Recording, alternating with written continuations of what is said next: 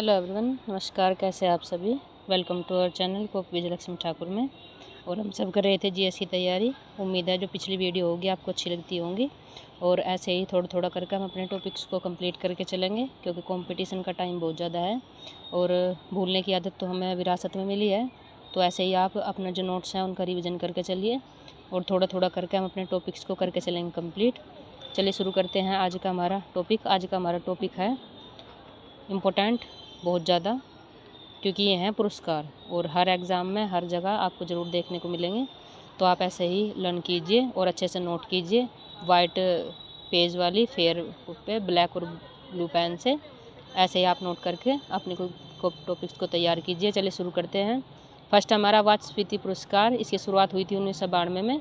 संस्कृत साहित्य के योगदान के लिए दिया जाता है। इम्पोर्टेंट है। आप देखोगे कि एग्ज़ाम में पुरस्कार से संबंधित क्वेश्चन ज़रूर मिलता है, तो आप इन्हें ऐसे ही रिलेट करके पढ़िए। ये छोटी छोटी सी ट्रिक्स हैं और थोड़े से नोट्स हैं, तो आप इनसे तैयार करके चलिए। उम्मीद है आपको अच्छे भी लगे होंगे। अगला है हमारा व्यास सम्मान। यह है साहित्य पुरस्कार में। इसकी शुरुआत हुई थी 1991 में।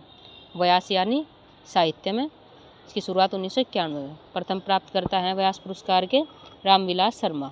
व्यास और विलास आप इसे ऐसे रिलेट करके लर्न करो। व्यास विलास यानी सबसे पहला व्यास सम्मान किसे मिला था? रामविलास शर्मा को। अगला है कबीर पुरस्कार।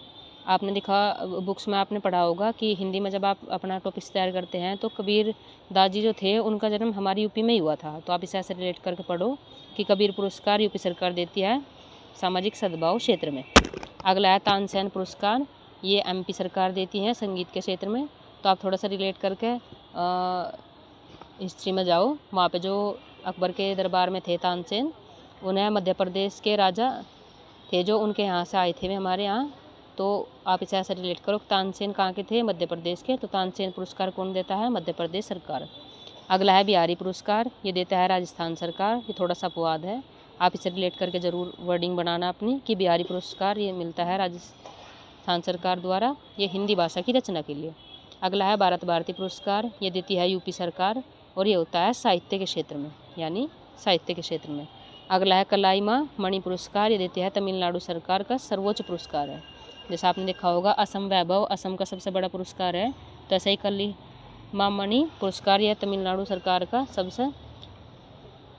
अगला है धन्वंतरी पुरस्कार। ये दिया जाता है चिकित्सा के क्षेत्र में। आपने पढ़ा होगा चिकित्सा में जो पुराने वैद्य थे धन्वंतरी थे, तो उससे आप रिलेट करके इसे लर्न करना कि ये था चिकित्सा के क्षेत्र में। देखो कंपटीशन का टाइम बहुत ज़्यादा है और आप नोट्स डाउन करने में इसमें थोड़ा ये मत करना कि मतलब इससे टाइम वेस्ट है। आप टाइम वेस्ट तो कुछ नहीं होता, बस थोड़ा सा आप नोट करते हो अपनी पेन से, तो आप 70 से 80% तक खुद लर्न करते हो। तो आपने देखा होगा कि वो हमारे तैयार भी हो जाता है। बुक्स में तो बस आप बुक्स खोलोगे, थोड़ा सा रटोगे और फिर छोड़ दोगे, कुछ टाइम बाद आप उसे भूल जाओगे। तो ज़्यादातर आप खुद से नोट कीजिए, उसे आप भूलोगे नहीं। अगला है भटनागर पुरस्कार। विज्ञान के क्षेत्र में भटनागर यानी आपने देखा होगा विज्ञान के क्षेत्र में विज्ञान की उपलब्धियाँ बढ़ती जा रही है और वर्ल्ड वॉर जैसी स्थिति बनी हुई है भटनागर। तो यानी नगर पे बम का धमाका हुआ, भटनागर यानी भट्ट से। तो ये किसकी वजह से हो गया? विज्ञान के क्षेत्र में, यानी विज्ञान की वजह से। इसकी शुरुआत हुई थी 1957 में। अगला है बोरलांग पुरस्कार। ये होता है कृषि के क्षेत्र में। कृषि यानी बोरलांग आपने देखा होगा गाँव की भाषा में हमारे यहाँ बोलते हैं कि बोरिंग पे जा रहे हैं। बोरिंग यानी ट्यूबवेल जो होती है। तो बोरलांग पुरस्कार वो किस लिए होता है? कृषि में, क्योंकि उसका यूज कृषि में होता है। आप ऐसे ही रिलेट करके थोड़ा थोड़ा तैयार करके चलो और माइंड में थोड़ा सा आप चीज़ों को सेट कीजिए, क्योंकि आप सेट की हुई चीज़ कभी नहीं भूलते। वरना रटना तो क्या है, आप 1-2 दिन रटोगे और फिर से आप भूल जाओगे। तो थोड़ा थोड़ा सा करके आप रिलेट करके पढ़ो। और अगर आपको क्लास अच्छी लगती है, वीडियो अच्छी लगती है, तो आप कमेंट करके बताया करो आपको क्लास कैसी लगती है। और चैनल को आप सब्सक्राइब भी कर देना। आप भूल जाते हो, आप सब्सक्राइब नहीं करते। आप थोड़ा सा सपोर्ट कीजिए, क्योंकि वीडियो बनाने का मन भी नहीं होता कि जब अच्छे से रिस्पॉन्स नहीं आता। तो हम मेहनत करते हैं आपके लिए, तो आप सब्सक्राइब कर दिया और आपके फ्रेंड्स वगैरह हैं उन्हें शेयर कर दिया करो। अगला है बीसी राय पुरस्कार। यह है चिकित्सा के क्षेत्र में। बीसी राय यानी बड़े से डॉक्टर हैं, वो कौन है? चिकित्सा के क्षेत्र में बीसी राय यानी बड़े से डॉक्टर। अगला है एबल पुरस्कार। ये होता है गणित के क्षेत्र में। इसकी शुरुआत हुई थी 2003 में। एबल से आप ऐसा कर लो कि गांव की भाषा में बोलते ना कि बॉयज़ होते हैं, ये तो एमक है, यानी गणित के फॉर्मूले से सही से लर्न नहीं करता, तो एमक हमारे उस्ताद या गुरु बोलते थे हमें एमक।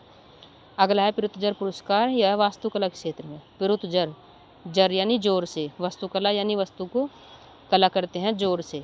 जोर शोर से आपने लिखा होगा वास्तुकला करते हैं, तो आप इसे पिरुत्जर यानी जोर से वास्तुकला के क्षेत्र का नोबेल प्राइज़ है। इम्पोर्टेंट क्वेश्चन है। अगला है पुलित्जर पुरस्कार। आपने देखा दोनों की वर्डिंग सेम है, पिरुत्जर पुरस्कार और पुलित्जर पुरस्कार। तो यह पत्रकारिता के क्षेत्र में असाधारण योगदान के लिए दिया जाता है पुलित्जर पुरस्कार। इसकी शुरुआत हुई थी 1917 में और इसके प्रथम भारतीय को मिला था गोविंद बिहारी लाल को 1937 में। अगला है ICT पुरस्कार। इम्पोर्टेंट क्वेश्चन है सभी, आप इन्हें अच्छे से नोट डाउन करना और अच्छे से आप अपनी वाइट पेज वाली बुक में नोटबुक में अच्छे से नोट करो, तब आप वर्डिंग करो। देखो होता क्या है, एक बार से तो करने से लर्न नहीं होगा, आप उसे 2-3 बार रिवाइज भी किया करो, रिवीजन अच्छे से किया करो, तो आप उनके तैयार हो जाएगा अच्छे से। यह सूचना व संप्रेषण तकनीक में इंफॉर्मेशन एंड कम्युनिकेशन टेक्नोलॉजी में, यह मानव संसाधन विकास मंत्रालय द्वारा स्कूली स्तर पर सूचना और प्रौद्योगिकी के लिए मिश्रण विकास के लिए दिया जाता है। इसकी शुरुआत हुई थी 2010 से। अगला है बोल्ट्जमान पदक। यह उन भौतिकवादी को दिया जाता है पुरस्कार है जो सांख्यिकी यांत्रिकी से संबंधित नए परिणाम प्राप्त करते हैं। इसकी शुरुआत हुई थी 1975 में। बोल्ट्ज यानी बोल्ट, और बोल्ट का ज़्यादा उपयोग किस में होता है, भौतिक में, तो आप इसे ऐसे करो बोल्ट्ज पदक भौतिकवादी में।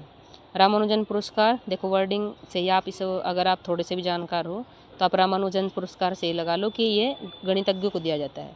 ये युवा गणितज्ञों को दिया जाता है जिनकी उम्र 32 वर्ष से कम होती है। शुरुआत हुई थी इसकी 2005 से। अगला है TX2 पुरस्कार। मोस्ट इंपॉर्टेंट क्वेश्चन जो आजकल हर दूसरे तीसरे एग्जाम में ज़रूर मिलता है, क्योंकि इसकी शुरुआत अभी हुई थी जल्दबाजी में, तो ये थोड़ा जल्दी जल्दी इसके क्वेश्चन बनते हैं और अच्छा पुरस्कार है। ये दिया जाता है बाघ संरक्षण में जिनकी संख्या दोगुनी हो जाती है, किसी भी वाइल्ड लाइफ सेंचुरी में उनकी संख्या अगर दुगुनी हो रही तो उन्हें दिया जाता है ये TX2 पुरस्कार। इसकी शुरुआत हुई 2010 में। अगला है असम वैभव। ये असम राज्य का सर्वोच्च नागरिक सम्मान है। देखा मैंने आपसे अभी इसका जिक्र किया था असम वैभव, तो ये असम राज्य का सर्वोच्च नागरिक सम्मान है। इसकी शुरुआत हुई थी 2021 में। देखो जो रिसेंट में ये स्टार्ट होते हैं या तैयार होते हैं तो उन्हें आप ज़्यादा जल्दी से अच्छे से रिलेट करा करो। अगला है नेताजी अवार्ड। ये था देश के लिए निस्वार्थ सेवा करने वाले आपदा प्रबंधन के लिए एक भारतीय राष्ट्रीय पुरस्कार। ये पहली बार दिया 2022 में, तो देखो ये भी अभी स्टार्ट हुआ है, तो आप इसे भी अच्छे से रिलेट करके लर्न करके पढ़ो। BR अम्बेडकर अवार्ड यथा सामाजिक सद्भाव के लिए स्मृति में दिया जाता है। इसकी शुरुआत हुई थी 1993 में। अगला है रामनाथ गोयनका पुरस्कार। ये था देश के निष्पक्ष मीडिया और पत्रकार को दिया जाता है। इसकी शुरुआत हुई थी 2001 में। अगला है वेटली अवार्ड। ये जैव विविधता संरक्षण और पर्यावरण के संरक्षण के लिए दिया जाता है। इसका अन्य नाम है ग्रीन ऑस्कर अवार्ड। इसकी शुरुआत हुई थी 1994 में। अगला है आयुर्वेद रत्न पुरस्कार। इसकी शुरुआत ये था UK संसद द्वारा भारत और विदेशों में आयुर्वेद के विकास को बढ़ावा देने के लिए। आयुर्वेद रत्न पुरस्कार अच्छा पुरस्कार है, इम्पोर्टेंट भी है, तो आप इसे ऐसे रिलेट करके पढ़ो। अगला है ध्यानचंद पुरस्कार। ये तक खेलों में जीवन भर की उपलब्धियों के लिए दिया जाता है। इसकी शुरुआत हुई थी 2002 से। ध्यानचंद से रिलेट करके आप ना GS को, अगर आपको अपनी GS अच्छे से तैयार करनी है, कंप्लीट करनी, तो आप वर्डिंग बना कर माइंड में रिलेट करके कहीं से कहीं आप एडजस्ट हो जाया करो। यानी आप माइंड में सोचा करो कि इससे रिलेट क्या है। आपने ध्यानचंद पुरस्कार पढ़ा तो ध्यानचंद आपके माइंड में आए होंगे एकदम, ये कौन थे, ये बहुत अच्छे हॉकी के प्लेयर थे और इनका पूरा नाम था मेजर ध्यानचंद। देखो अगला ही क्वेश्चन है, मेजर ध्यानचंद खेल रत्न अवार्ड।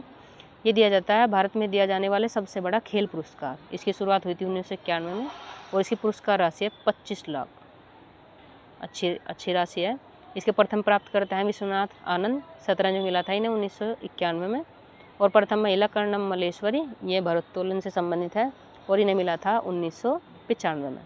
अगला है द्रोणाचार्य पुरस्कार। तो ये था खेल में कोच को उत्कृष्ट कोचिंग के लिए दिया जाता है। इसकी शुरुआत हुई 1985 से। द्रोणाचार्य यानी आप देखो इससे वर्डिंग लगा लो, अगर आप भूल जाओगे तो आपने एकलव्य की और द्रोणाचार्य की स्टोरी तो सुनी होगी अच्छे से, तो आप इसे ऐसे रिलेट करो कि वे कौन थे, उनके गुरु थे, और गुरु यानी हमारे कोच, तो एक कोच के लिए दिया जाता है।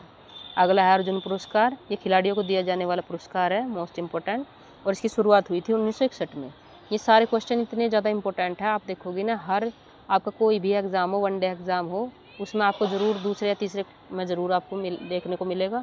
और आप जब अच्छे से वर्डिंग तैयार करोगे, और पता क्या होता है, हमें सिर्फ होता क्या है कि हमें क्वेश्चन तैयार करना है, लेकिन ये नहीं पता होता कि हमें कितना पढ़ना है और कितना छोड़ना है। उसका नुकसान ये होगा अगर आप अपनी मनमानी से अपने मन के अनुसार करोगे, क्योंकि मन हमारा कंफर्ट देखता है। इसे आप रिलेट करो कि मेरा मैथ वीक था, क्या था, इतना भयंकर वीक था कि मुझे मैथ की बुक भी बहुत गंदी लगती थी। मैथ के टीचर सम्मानजनक थे, लेकिन टीचर भी बहुत बैड लगते थे क्योंकि मैं मैथ पढ़ाते थे।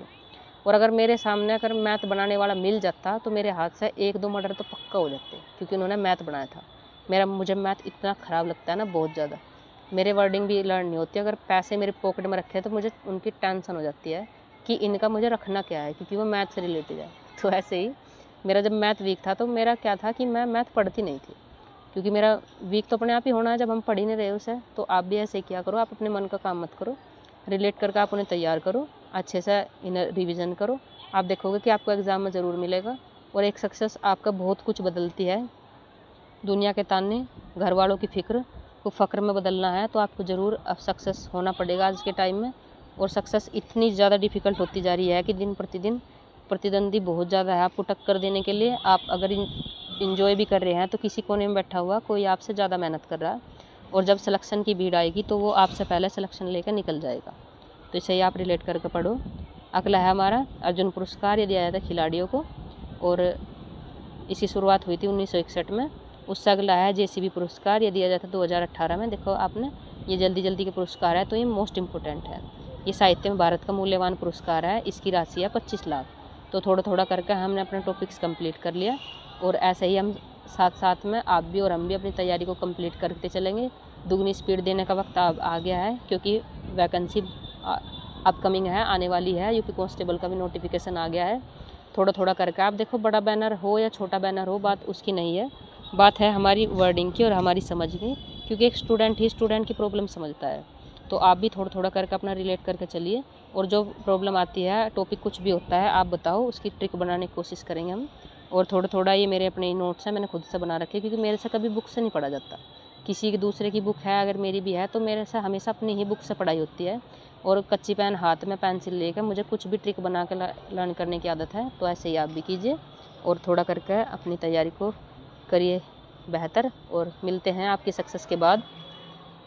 चलिए, धन्यवाद।